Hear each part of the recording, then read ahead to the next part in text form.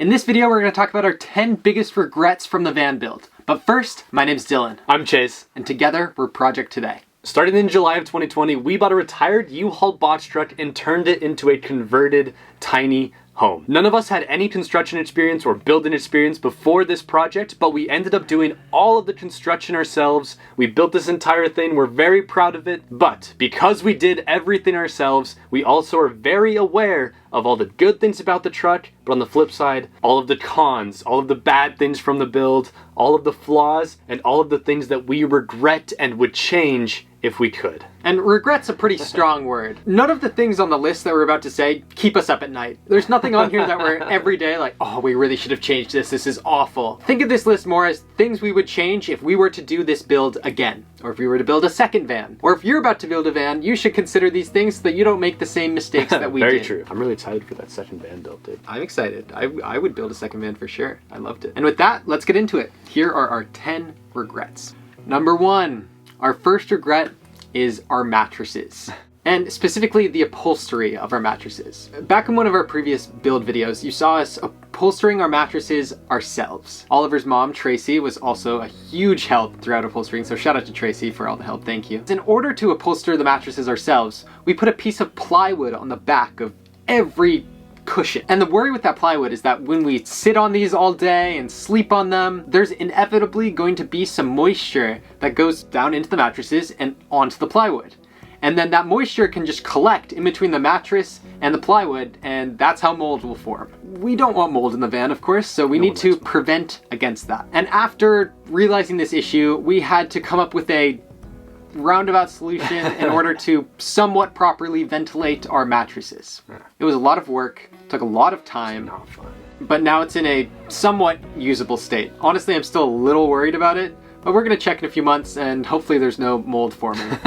If we were to do this again, we would get the mattresses professionally upholstered, and we would redesign the couch in some way so that there was a slat system or something to get air flowing underneath the mattress. So that was regret number 1 of the van build. Let's move on to regret number 2, and that is going to be our water system and our water storage. Currently, we only have enough space for 2 7-gallon water tanks under our sink. So in total, we have 14 gallons of fresh water available to us at any given time. Since moving into the truck, we have found that the single biggest bottleneck to us in terms of being able to live off-grid is water. We have to go into town and refill on water at least once a week. Even though we have 14 gallons, that's something that we wish we would have had more of. We wish that early on the build, we had planned for more space for water so that we could have more than 14 gallons. It'd be really nice to have a 25 or 30 gallons or something. Yeah. We'd have so much freedom. But one issue with adding more water is that it adds more weight to the truck, which is what we're going to talk about third for our third regret, weight. But weight is in, you don't have to wait. I was going to say the same thing, dude. We're talking about weight of the truck, the weight. W-E-I-G-H-T. When first doing research of how people build vans and what they do, we came across many people who talked about weight and trying to minimize weight in the vehicle. However, when we got to building, we totally ignored that and really just used whatever materials were in front of us and easily accessible. And that means that a lot of the core of our van is built out of 2x4s and 1/2-inch thick plywood and thick tongue and groove boards for our ceiling and walls. And a lot of it is excessive. Our miles per gallon in this truck is horrible. It's somewhere between 5 and 10, we think. So we really wish that we had considered weight more during the van build, because it would mean that our miles per gallon might go up slightly. And even if it were to go up slightly where we got a little more efficient, it would make a huge difference in the long run, because right now about 75% of our expenses in the last month and a half have been gas. If we were to do this again, we would use thinner plywood when we had the possibility to, and also not use 2x4s everywhere. That's excessive. We don't need that thick of wood in a lot of places. The next regret that we are going to talk about today is on our gym. In the last couple weeks, I've used the gym 5 times, and I've used the bench 3 of those 5 times, and already we have had a massive problem with the gym bench. Screws have literally fallen out of the bottom of it as I was getting prepared to do a workout. And that is bad. That is a terrible sign. I'm about to lay down and put like 200 pounds over me and bench press that. Yeah, right. And if something happens to that bench while lifting any type of exercise whatsoever, that could be a real serious injury, real serious problem. We don't want that to happen. So I wish we could have a better system, a better bench in place to not have to worry about that all the time. I really don't want to have to title another video "Accident with the Gym." Yeah. Not another video, definitely please. Not. We've already had one. We don't talk about that one though. We did build this gym bench ourselves entirely. Oliver actually built it himself with love, so we're not putting any blame on Oliver whatsoever, but it is something that we might need to fix in the future. We have somewhat of a solution right now. We might have fixed it, but we also might need to just buy a brand new bench. Our next regret is with our table. Our table is not flat. And that sounds like such an odd issue, but it's real. The table is angled slightly downwards, just a few degrees, but it makes a big difference on this table. To show you all how bad the problem is, Dylan's computer is currently sitting on the table, but it's propped up on something, and if we remove that something, magic. There is the angle of the table, right there. It's slanted down like that. If someone sitting on this side puts like a grape down on the table, it will roll into the lap of the person sitting on this side. Not ideal for a table. It should be said that the table is completely usable. We've been using it just fine with this slight angle on it. It's just not ideal. We would like to change it at some point to get it perfectly flat, but it is totally usable in its current state. The next regret, and this is regret number 6, if I'm not mistaken. Yeah. Yep, 6. Regret number 6 is not giving Kreg enough space. Now, you just pointed at me like I'm Kreg. Well, we're sitting on Kreg. I know, but it looks like you were pointing at me. I'm sorry. I'm not Kreg. This is not Kreg. I don't get the honor of being Kreg. Kreg is very special to us. For those of you who don't know, Kreg is the middle part of our couch with wheels on the bottom of him. His name is Kreg. We actually posted a TikTok a few days ago talking about Kreg. We just mentioned him, and a lot of people were confused as to who Kreg was or what Kreg was. Like, did we get a dog? Is there another person in this truck named Kreg? Like, who the heck is Kreg? Almost 1 million people were confused by that. That video has almost 1 million views. That's insane. That's how you know how popular Kreg is. Follow us on TikTok, by the way, if you're not at Project Today. But anyways, most of the time we move Kreg out of the way so that we can use this pass-through really easily, because most of the time we enter and exit the truck through the cab. So we move Kreg out of the way, we slide him into a little spot that we created specifically for Kreg, but unfortunately that spot just isn't exactly right. It is a little too small, Kreg is a little too big, and because of that, it leaves a nasty mark on the side storage cabinet that we can see from here. It's awful. From our cushions being so tight up against the side storage cabinet that they leave a blue mark on it. It's overall not great. Also, it gets in the way of using our pantry, which is like great use of space. We've been using the pantry a lot. Yeah. But it's annoying because you can't pull it out when Kreg is there. So that's definitely a regret. If we could go back in time, we would make that space for Kreg a little bit bigger or make Kreg a little bit smaller. It just needs half an inch. Literally. Just half an inch. Literally. Would fix it. This is a big one. This is a big one. Regret number 7. One of the most annoying projects while we were doing our van build was definitely installing our ceiling. Yeah. It was awful. And there are a few little regrets built into how we did the ceiling. First, we definitely should have used furring strips. We didn't use any furring strips. Instead, there's some metal beams running across horizontally in the van. So we thought, we could just put up tongue groove pieces and then drill them in, use some wood to metal screws, and drill them in directly into those metal beams. Yes, we could do that, and we did.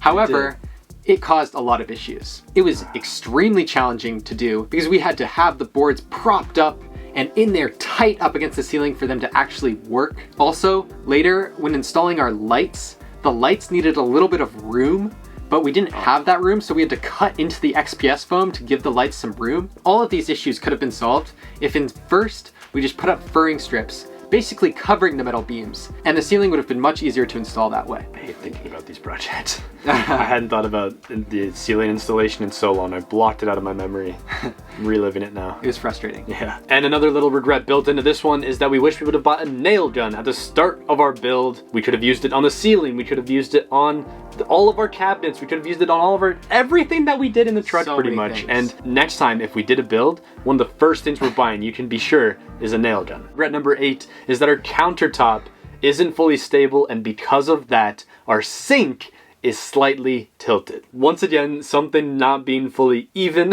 which seems like, so talking about it now, we realize that we have quite a few things that aren't fully flat. And this is honestly a much worse problem than it sounds when you say it out loud like that, because the sink being slanted means that dirty water that we just used to do dishes, collects. in one corner of our sink and it just sits there. We've just gotten in the habit of every time you use the sink, you just take the sponge and swipe the dirty water in. So if we could go back in time, make the countertop perfectly flat, the sink also very flat, that would have solved quite a big issue. Our 9th regret of the van build is that we don't have a shower. Not having a shower is definitely not the worst thing.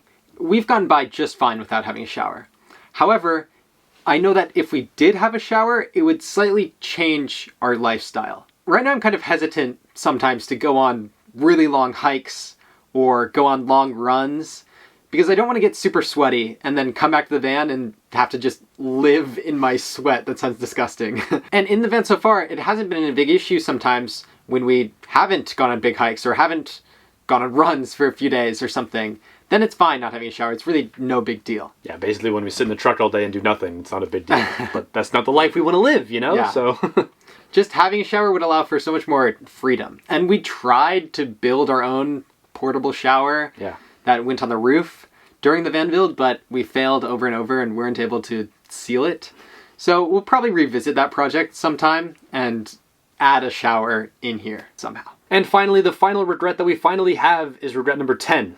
Did you like that? Finally. Yeah. Regret number 10 is that when you look inside of our truck into our tiny home from the outside, when we have the back garage door fully swung open, it's just not a great view because most of it is this wall, just a white wall that is really the back of our kitchen. And also the truck is taller than most vehicles, so people standing out there, when they look inside, people can only see the couch and the table and the beds or whatever, like all the cool stuff. They can really only see that when they stand at the perfect angle. And that's something that is kind of annoying. And it would be really nice if instead we could open up this back garage door and everyone would be able to look in and see this amazing tiny home that we're so proud of and just have a great view of it and be like, oh wow, that's really cool. That's really cool. Next time I would want that to be more conscious in our decision making ahead of time. You know, it's funny, as you mentioned that, I can see it being both a negative thing, of course, as you talked about, and not being able to show people the truck when we want to, but also in a way it's kind of a positive because when we just want to kind of be private in here but have the door open, then it's harder for people to look in. Like we get a little bit of privacy in a way as well, which is nice.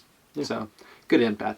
There we go. There are the 10 things that we would change about our box truck conversion. However, we don't want to end the video in such a negative way. We absolutely love this box truck and we want to share with you 3 things that we absolutely love. Most of the things in this truck we love, and there are only a few small things that we mentioned that we would change for next time. But overall, it's great. It was much harder to find things that we regret over things that we love. But let's start it off with the first thing. The first thing that we love about our truck is the kitchen. The kitchen is amazing. We really didn't have any regrets about the kitchen in this entire video. The sink being tilted is, you know, just a small part of it. But overall, it's like a full kitchen. We can make any meals that we want to make. We could bake if we really wanted to, if we had any clue how to do anything like that. We're learning. Yeah, we're learning. We can make anything we want. I don't know what more you could want from a kitchen. It's absolutely amazing. Also, constraints lead to more creativity. Since we only have a limited space in our fridge and only have 2 burners and a small oven, you have to get a little more creative. And that's a good thing. Like, I'll be much better at cooking and buying food and stuff after living in the box truck, which is interesting. You would think it's probably the opposite, but that's definitely how it's going to work. But we love our kitchen. The second thing we love is our electrical system. Of course. The lights that we're using right now. It's amazing. It's nighttime right now, but we have lights. Our electrical system is fully off-grid. We don't hook up to any RV hookups. We just have solar panels on the roof. Just the solar panels have worked great in charging our system. We spent a lot of money on the electrical system because we really wanted a robust system, and it has worked super well. We haven't had to worry about running out of power ever for the first month and a half of living in the box truck. We can charge cameras, charge phones, charge computers, use the fridge, use the lights, basically however much we want, and haven't had to limit anything electrical wise while living in the box truck. Beast. If you want to see how we installed our electrical system and all of the parts that we have in our system to make it work so well, go check out that video. And the final thing that we love about the truck, and really just something that we want to use to end off this video, is that we love the freedom, the lifestyle that this truck brings to our lives. Living in this truck has allowed us to live a life that not many people can live. It's freedom. We can go anywhere we want, we can travel around, but at the same time, we can learn new things, meet new people, create new projects for ourselves to do along the way. It's absolutely insane. And that is truly an extraordinary thing that we are so grateful for. And we get to have this YouTube channel and a TikTok channel and an Instagram account where we get to show everyone out there the journey that we're going on as we learn new things and travel around. Despite the regrets that we talked about today, this van is worth it, and we absolutely love the freedom that it brings to our lives. It's not all about the box truck, it's about what the box truck allows us to do. And with that, thank you for watching this video. Thank you for all the support that you give on all of our videos. We really appreciate it. If you enjoyed this video, please give it a like down below. It really helps the YouTube algorithm push this video to new people so that other people can learn about our channel and our journey and our van. Also subscribe to the channel because we're consistently posting not Monday. We don't post on Monday. Wednesday, Sunday, every week. Subscribe so you can see all of those videos. And with that, we'll see you next time. We'll see you all on Sunday. Adios.